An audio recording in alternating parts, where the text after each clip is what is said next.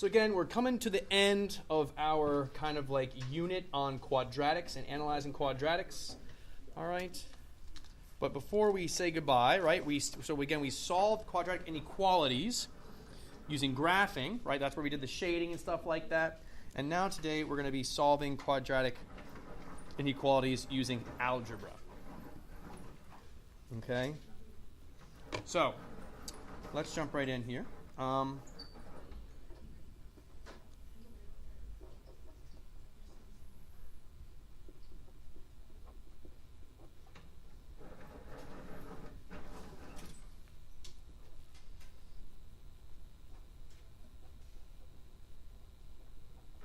So we're going to solve the inequality x squared minus 2x is greater than 15. And we're going to graph the solutions on a number line.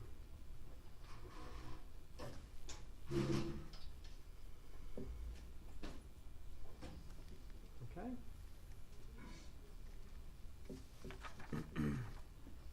Now, at first glance, right, because I'm kind of like including these two different days together, Friday and Monday, all right, it may seem that, you know, we're doing the exact same thing we did on Friday, except we're just going to be solving the inequalities. But if you'll notice here, there's some slight differences. So, for example, we're going to solve this, and then we're going to graph again, but we're going to graph the solutions now just on a number line, okay? Whereas on Friday, right, we solved this by graphing as well, but when we graphed, we didn't use a number line. We graphed in the kind of coordinate plane here. We had an x-axis and a y-axis. On number line, you don't have two axes, you just have one. It's just the whole number line, right? That's your one axis, okay? So what's the difference here? Well, if you look, right, on Friday when we were solving, we had x's and y's. So our solutions, right, weren't going to be just x's. Our solutions were going to include both x's and y's. So that's two dimensions, right? Two numbers, two dimensions, and that's why we create this kind of coordinate plane here, okay? And this like whole range or area of solutions, okay? Here, okay, there's no y. It's just x's. So when we solve this, our numbers are going to be all x solutions, and that's why we can get away with just graphing this on a number line. A number line is one-dimensional. Why is it one dimension? Because there's only one kind of changing number there. It's just the x values as you go left or right along the number line. But here, because it's both x's and y's, we need two dimensions. Our x number line and our y number line. And we have to incorporate, you know, both of those, and we get this area of solutions. Okay? So,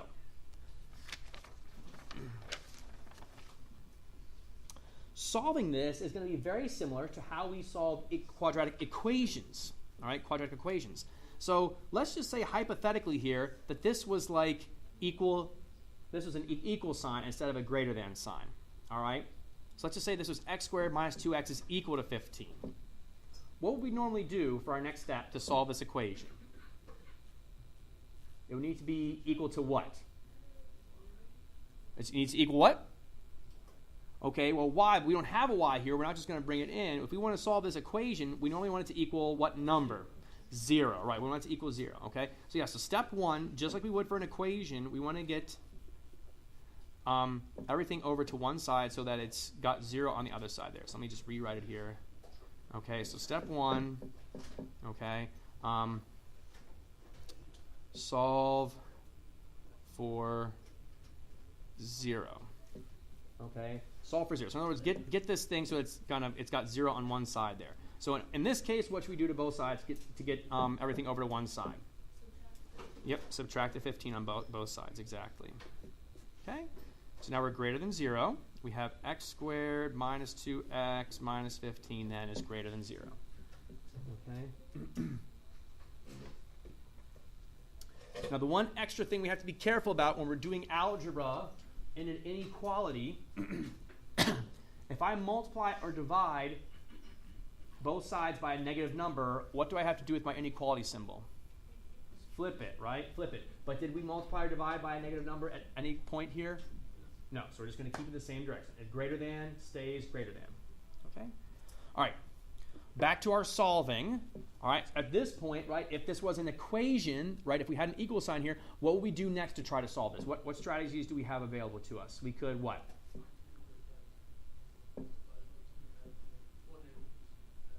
Okay, so factor, right? Exactly. So then factor, and then we'll set each factor equal to 0.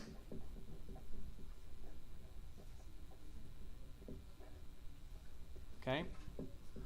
What other methods do we have to solve a quadratic equation? What else have we done? Quadratic formula is another option. So if it doesn't factor, or if you can't get it to factor, because sometimes things factor, but we're just like, I can't figure out what two numbers multiply this and add to this, and that's fine.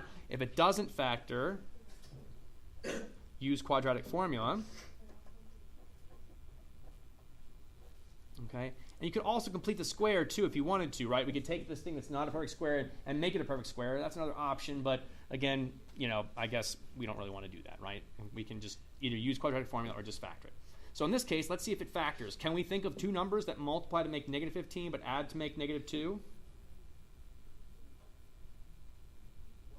3 and 5. Okay, 3 and 5, exactly right. So negative 5, positive 3. Yeah, exactly. So x minus 5, x plus 3.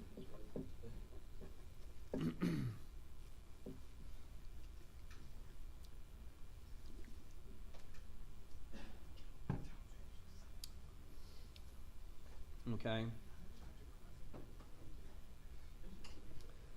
And so here's where I'm going to do something a little strange. All right, I'm going to find our 0. So what are our zeros here? What would be x minus 5 equals 0, x plus 3 equals 0. And so you'll notice I'm kind of doing something a little bit weird. I'm taking an inequality, but now I'm putting equal signs in here. Okay, so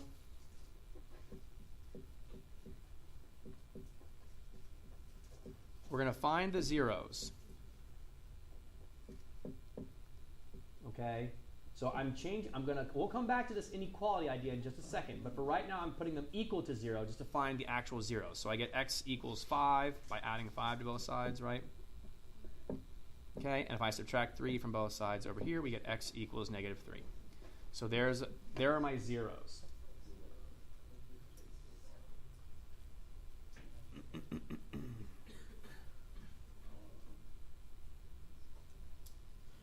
Okay. And at this point, we would be done if this was an equation. If this was equal to 15, equal to 0, equal to 0, we would be done. These would be our two solutions. But because it's an inequality, well, we're going to graph. We're going to use the graph here. So let me just show you. Okay, so we're going to draw a number line here. I didn't draw mine very straight or horizontal there, but that's okay. I'll put negative 3 here. I'll put 5 here. Okay, it's up to you if you want to fill in, all the numbers in between and some numbers before and after. That's your choice. Okay, I don't really care, but the negative 3 definitely should be to the left of the 5, right? Because negative 3 is smaller, so it should be on this side, 5 should be on this side, right? But I don't really care if you fill in the other numbers and stuff like that.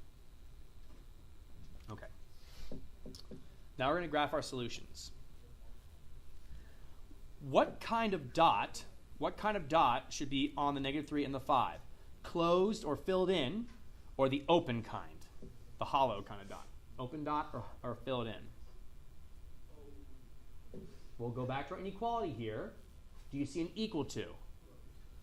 It's not equal to, right? There's no equal to here. So should we include negative 3 or not according to this? There's no equal to. So no, we should not. So open circle, and then same thing with the 5. Open circle as well.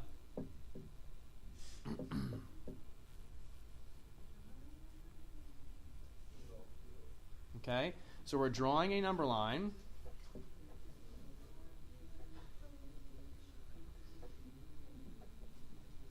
Okay, with the zeros.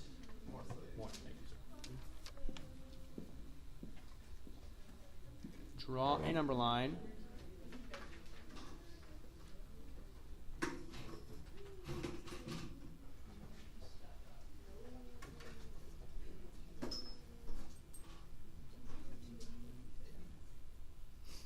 And then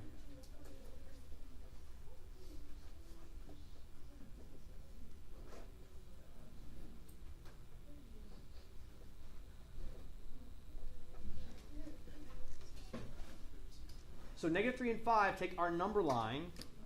Okay, negative 3 and 5 take our number line and break it up into 3 chunks, right? There's a chunk, there's a chunk, there's a chunk. Okay? We have to test a number in each chunk to see whether that chunk is a solution or contains solutions for our inequality here. Okay? So let's just pick a number here. What is a number that's in this, that would be in this chunk? In this part of the number line. What number would be in this part of the number line? Negative 5? Negative 4? Yeah, let's just try negative 5. I heard negative 5 first. Let's try negative 5. Okay? We're going to plug negative 5 back into our inequality here. I don't really care where you plug it. You can plug it into the first inequality if you want to, the very first one. You can plug it into this one where we have it solved for 0. You can plug it into this one where it's factored. Strategically, I think the easiest one to do is this one right here. Okay? All we're trying to determine is if this product will be greater than 0, right? So let's plug in negative 5. What's negative 5 minus 5? Negative 10, okay? So we get negative 10. And then if I plug in negative 5 here, what's negative 5 plus 3? Negative 2. Okay? Is negative 10 times negative 2 greater than 0? Well, what's negative 10 times negative 2?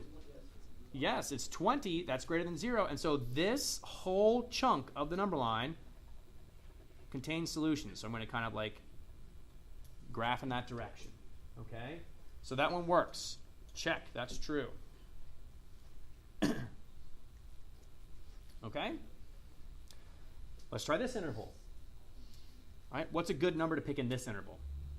Oh, Braylon, question? Sorry. Right here? Yeah. 4, draw a number line with the zeros. 5, test a number in each interval. Okay? Do you need me to repeat that? You're good? Okay. All right, so let's again, what's a good number to pick here in this interval? 1 would be good, or I'm thinking 0. Yeah, 0 is even easier to do the math with, right? So let's try 0. Okay, plug 0 in. What's 0 minus 5? Oops, I'm off the screen. What's 0 minus 5? Negative 5. What's 0 plus 3? 3. Negative 5 times 3, is that going to be greater than 0? No, it's negative 15, right? And that's not greater than 0. So there are no solutions here. You can put a little X if you want, or just leave it blank, okay? There's no solutions there. Okay, so no number, no X value between negative 3 and 5, and including negative 3 and 5, will be a solution, okay? Any number less than negative 3 will be a solution, right? Those are okay. Now let's check something on this chunk, okay? What's a number in this chunk? Sure, 7. Try 7. Okay, so we'll plug 7 in. What's 7 take away 5? 2. What's 7 plus 3? 10. Is 2 times 10, is that going to be greater than 0? Yes, it's 20 again, right? So we'll go this way. Okay. And so our solutions are right here. Okay, negative infinity to negative 3.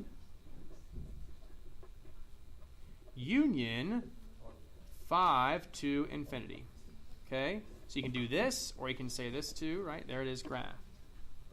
But those are our answers. Negative infinity to negative 3, and then 5 to infinity. Okay?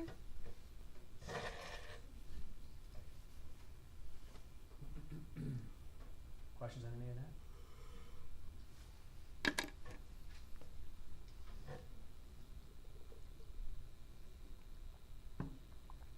So, if you feel pretty confident with your mental math and stuff like that, okay, this testing can actually go a little bit quicker than the way we did it, right? So, for example, here for this first interval where we picked that negative 5, okay, I can take that negative 5 and plug it in up here. But again, I don't really care what the amount is. I only care if the amount is positive or negative, okay? So if I take negative 5 and I subtract 5, that's going to be negative, right? Negative 5 subtracting even more is still going to be negative, right? Negative 5 minus 5 is negative. Negative 5 plus 3, that's still going to be negative. So I'm going to have a negative times a negative, which becomes what? Positive, and positive is greater than 0, so that interval works, right? Try 0. Plug in 0 here. 0 minus 5, that's negative. 0 plus 3, that's going to be positive, right? Because you're taking 0, adding 3. What's a negative times a positive? Negative, is that greater than 0? Nope, it doesn't work. And then 7. 7 minus 5, positive. 7 plus 3, positive. What's positive times positive? Positive, right? And so that one's going to work because it's greater than 0. Okay? So you don't have to get the exact values in that interval. You don't have to get the exact values in that interval. That's about. Yes. Okay? You don't have to get the exact values in that interval. You can just, get whether the signs be positive or negative. That's all. Okay? Another alternative that you have here is you actually can use your graphing calculator to do this. Okay? So, let me graph this right here where it's got the greater than 0 part. Let me just show you how it shows up here. So x squared minus 2x minus 15. Okay, let me just graph this.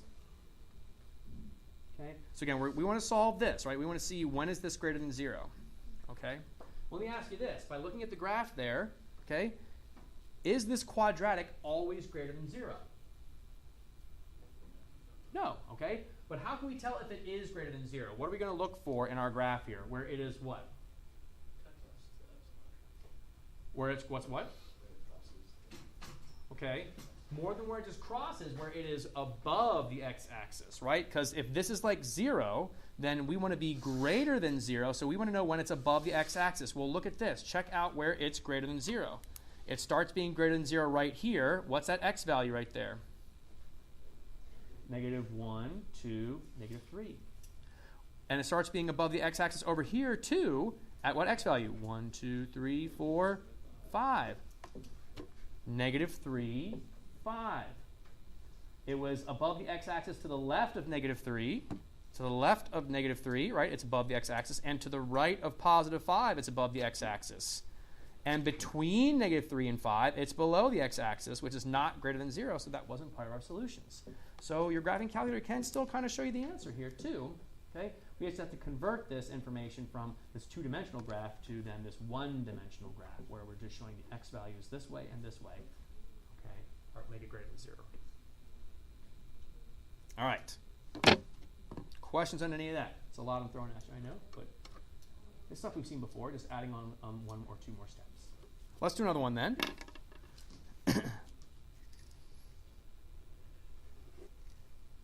Okay.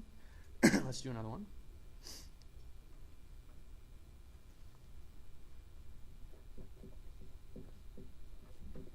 (2x squared plus x minus 4 is greater than or equal to 0. Okay. Geo, Kyler, I want you guys to put your phones away for now. Follow along up front, okay? I want you to pay attention to this. Skip the whole first one. I want you to see this one, okay? All right. Just make sure you know how to do it. Okay? All right. What should we do here for our first step now? We've got 0, right? It's already solved for 0, so now what do we do? Guys, you got beautiful singing voices, but this is math class, all right? Not choir. All right? Seriously, though, what do we do here? Next step. Factor it. All right, let's see if it factors, right? So we'll do, again, because we have this lead coefficient is 2, I'm going to do 2 times -4. I get -8. Okay? So 2 times -4 gives me -8. I'm looking for two numbers that multiply to -8, but that add to make 1. What two numbers multiply to -8, but add to make a +1? What two numbers multiply to -8, but add to make +1?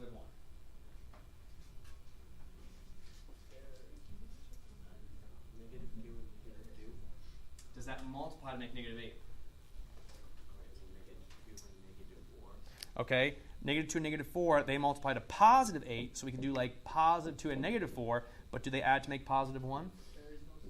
There is no. This doesn't factor. Yeah, exactly right. In this case, it doesn't actually work.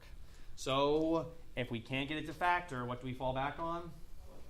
Quadratic formula. That's right. Okay, so we're going to use the quadratic formula here. So we got to identify our A. What's our A here? 2. What's the B? 1. And what's the C? -4. Okay, quadratic formula. X equals -b plus or minus the square root of b squared minus 4ac all over 2a. So in this case, it's going to be negative 1 plus or minus the square root of 1 squared minus 4 times 2 times negative 4. Okay. Remember, for the test on Friday, you do not have to have this memorized. But you need to know how to use it. You need to know how to simplify it. Calculator won't simplify it for you. It'll simplify some of the stuff, but not everything. Not everything. Okay? Remember, what do we call this quantity right here, the b squared minus 4ac inside the square root? What do we call that again? Discriminant, right? It helps us to discriminate. It helps us discriminate, right? We need to discriminate in math class. It helps us to discriminate between problems that have 2 solutions, 1 solution, or 0 solutions. Well, 2 imaginary, I should say. So 2 real solutions, 1 real solution, or 2 imaginary solutions, right? That's what the discriminant is for. It helps us to discriminate between the kinds of solutions we get. But of course, in this case, we're just going to do the math and see what our zeros actually are. So I'm going to type in my discriminant here, 1 squared minus 4 times a times c. I get 33. So I get negative 1 plus or minus the square root of 33 over 4. Okay? Now, are there any perfect squares that I can divide out of 33? Besides the 1, because 1 doesn't really reduce it at all. Are there any perfect squares that divide 33? No. So this is as simple as it gets. We actually can't really simplify this anymore. If you want to, you could break the numerator up over the denominator, make it negative 1 over 4 plus or minus the square root of 33 over 4. Okay, you could do that. Okay. And so our 2 solutions are negative 1/4 plus root 33 over 4 and negative 1/4 minus root 33 over 4. I got to put these numbers on a number line.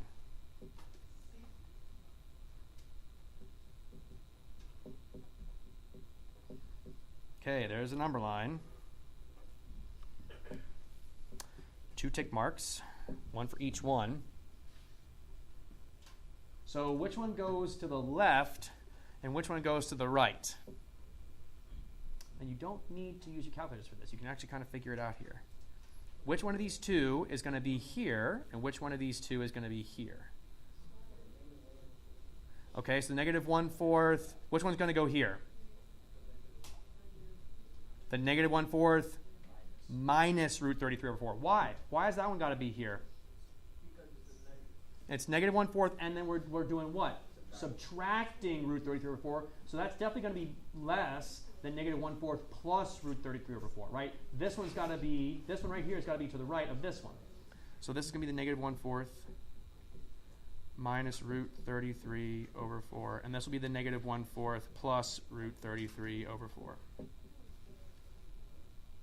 Okay? All right.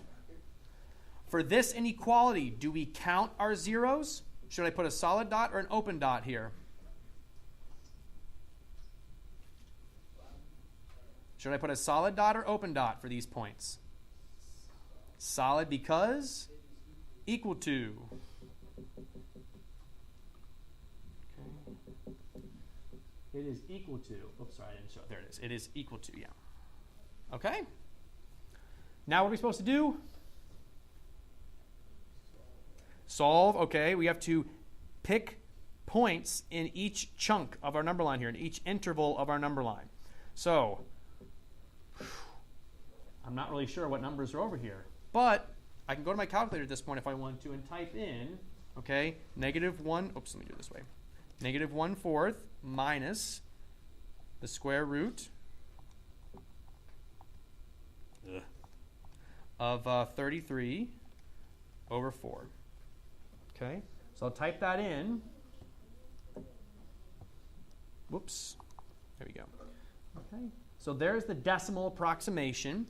So what would be a number that I could pick that's in this? Oh, let me see if I can move this one. What number can I pick in this interval here to test? Negative what? 1. Negative 1 is not. It's going to be over on this side. So we could try negative 1 here. But what number can I pick in here? What number is to the left of negative 1.686140662? Negative 2. Yeah, negative 2. Try negative 2. Okay. So again, we'll plug negative 2 in here. Okay. I'll just type it in my calculator. 2 times negative 2 squared plus negative 2 minus 4. Okay. I get positive 2. Is positive 2 greater than or equal to 0? Yes. Yes. You're testing us again, Julian. No, it's okay. Okay, it works, right? We could try negative 1. What other easy number is in this interval right here? I think so. Let me check, though. Actually, I just said that, but now I'm like doubting myself. Let me see. Negative 1 over 4 plus the square root of 33 over 4. Okay, so yeah, this number's positive, this number's negative, so 0's in here. Let's just try 0. Okay, so plug 0 in here. Okay, if I plug in 0, what do we end up with here? Plug in 0 for your x's, what do we get? 0, 0, negative 4, exactly right. Is negative 4 greater than or equal to 0?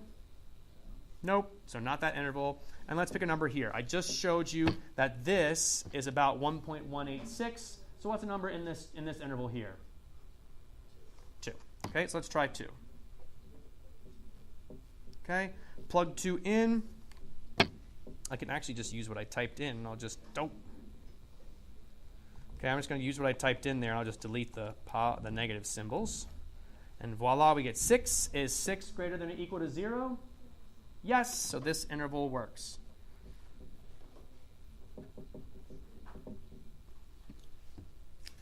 Mr. Widmeyer, it looks like every time we do these that they alternate. If one interval works, the next one won't work, and the next one will work, right? Is that always going to be true? Like 95% of the time, yes, it will be true, okay?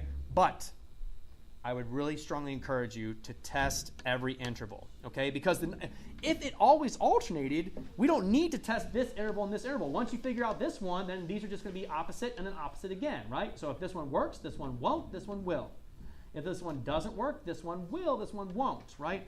But it doesn't always alternate. 95% of the time, the problems we're going to do, they will. So like you said, it's like a 95% chance. Would that be on our test on Wednesday? Like the other 5% or whatever? Well, here's the thing, Julian. If you, my point to you is test every interval. If you test all of them, then it won't matter. Exactly. You'll know. You'll know. But in fact, actually, you know what? For quadratic, yeah, never mind. Yeah. Most of the time, they will alternate. If you have 2 zeros, they're going to alternate. Okay? If you end up with only 1 0 for a quadratic, then it might not alternate. That's what you got to be careful about. And again, all else fails, Julian, all else fails, graph this, right? Let me just show you. 2x squared plus 1x minus 4. Graph it. You can kind of see where it's greater than or equal to 0, right? At this 0, it's more than 0 to the left of it, right? At this 0 to the right, it's more. And then between the 2 zeros, it's not greater than 0, so you wouldn't count that. So, I mean, you can see it, too, in the graph. Okay? All right. So, let me give you guys your assignment. Okay. Actually, here's what I'll do. I'm just going to write the problems up on the board again. It seems silly to give you guys this piece of paper just because it's only got 2 problems on it. Okay? You prefer the paper? Yes. Okay, I'll give that to you then. It's going to be number 47 and 50. So if you want the paper, I'll give it to you. Otherwise, I'll just put these on the board. Here are your problems that they're going to be. It's going to be for 47, and this is a number out of a different book, so don't worry about what the numbers are, I guess, if you're just writing it down. This is what I want you to solve. Okay. And then for 50,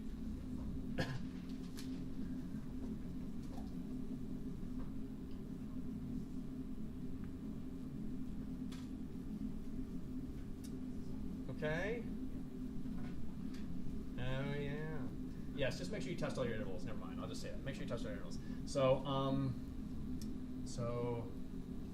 solve, graph the solutions on a number line. Okay. Don't worry about the page number here. It's actually from a different book. If want the actual sheet of paper, I'll give it to you here, okay? And it's actually on this side. So it's 4750 on this side. Okay? Does anyone else want the